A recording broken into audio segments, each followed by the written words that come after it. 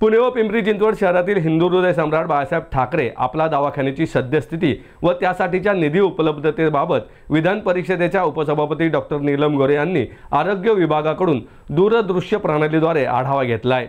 पुणे व पिंपरी चिंचवड महापालिकेकरता मंजूर एकूण 91 दवाखान्यांपैकी पुणे महापालिकेअंतर्गत 8 व पिंपरी चिंचवड मधील 7 दवाखाने सुरू झाले असून उर्वरित आपला दवाखाने तातडीने सुरू करण्याचे निर्देश त्यांनी यावेळी दिले। यावेळी आरोग्य विभागाचे डॉक्टर स्वप्नील नाळे, जिल्हा शल्य चिकित्सक डॉक्टर नागनाथ यमपल्ले, महानगरपालिकेच्या सहाय्यक आरोग्य अधिकारी डॉक्टर मनीषा नाईक, सहाय्यक संचालक डॉक्टर दीप्ती देशमुख, विशेष कार्य अधिकारी प्रशांत पिसाळ आदी उपस्थित होते। डॉक्टर गोरे म्हणाल्या, राज्यातील विविध शहरांमध्ये गोरगरीब नागरिकांच्या सेवेसाठी हिंदू हृदय सम्राट बाळासाहेब ठाकरे आपला दवाखाना सुरू करण्याचे शासनाचे निर्देश आहेत।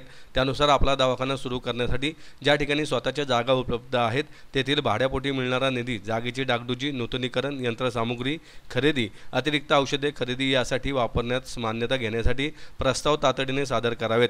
प्रस्तावास मान्यता मिळेपर्यंत स्वतःच्या जागेवर आपला दवाखाना सुरू करण्यात यावेत। नागरिकांना देण्यात येणाऱ्या सुविधांमध्ये दिरंगाई होणार नाही याची काळजी घ्यावी। रुग्णांच्या सोयीसाठी जनरेटर, डास संरक्षक जाळ्या, आवश्यक उपकरणे उपलब्ध करून द्यावीत।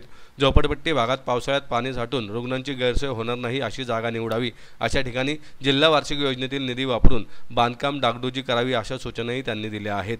प्रश्न उंदीर मेमृत येऊन पडतात, तर त्यामुळे मुद्दा असा आहे की चांगल्या प्रकारच्या जागा आतमध्ये उपलब्ध नसतील तर कशा डीपीसीत सुद्धा काही बाळासाहेब ठाकरे आपल्या दवाखान्याला आपल्याला त्याच्यात महानगरपालिकेला स्वतः करू शकतो आणि ग्रामीण भागामध्ये आपल्याला त्याच्यासुद्धा बांधकामं करता येतील असं मला वाटतं।